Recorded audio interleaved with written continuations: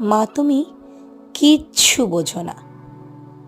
হ্যাঁ, ছোটবেলায় আমাদের মুখেও এই ভাষাটা মাদের জন্য ছিল বরাদ্দ। মারা কিছু জিজ্ঞাসা করলেই বলতাম, মা তুমি কিচ্ছু বোঝো না। বুঝিয়ে তো দেব, তার আগে বলো তো মা, এটা কি, ওটা কি, সেটা কি।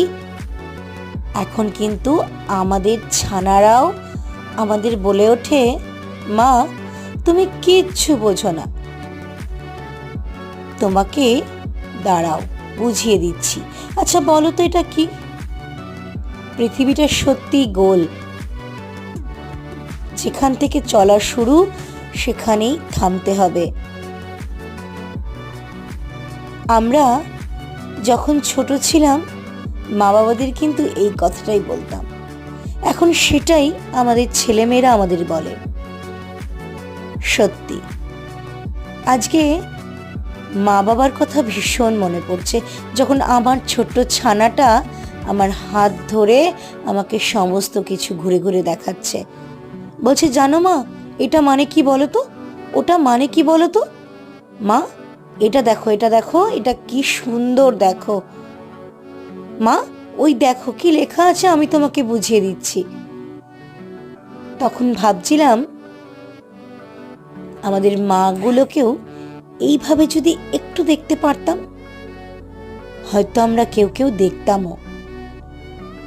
কেউ ছোটবেলাটা দুষ্টুমি করেছে, কেউ ঠান্ডা মাথায় মায়ের হাতটা ধরে চুপি চুপি হেঁটে গেছে, কিন্তু বন্ধু কিন্তু আমরা সবসময় মায়েদেরই হয়েছি।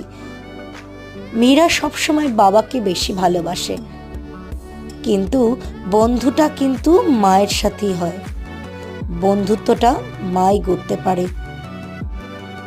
ছেলে মেয়ের সাথে বন্ধুত্ব মাদের তৈরি করাটা খুব দরকার। ছোটবেলাটা খুব তাড়াতাড়ি হারিয়ে যাচ্ছে, একটু ধরতে হবে, একটু ভালোবাসতে হবে। ছেলেমেয়েরা হঠাৎ বড় হয়ে গেল, ছোটবেলাটা কেমন যেন হুশ করে কেটে গেল। বলি একটু থমকে গেলে হয় না? খুব তাড়াতাড়ি এগিয়ে চলেছে সবকিছু, একটু ধীরে চললে হয় না?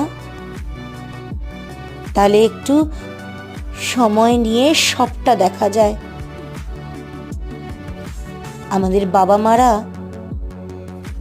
আমাদের কাছে সত্যি বন্ধু।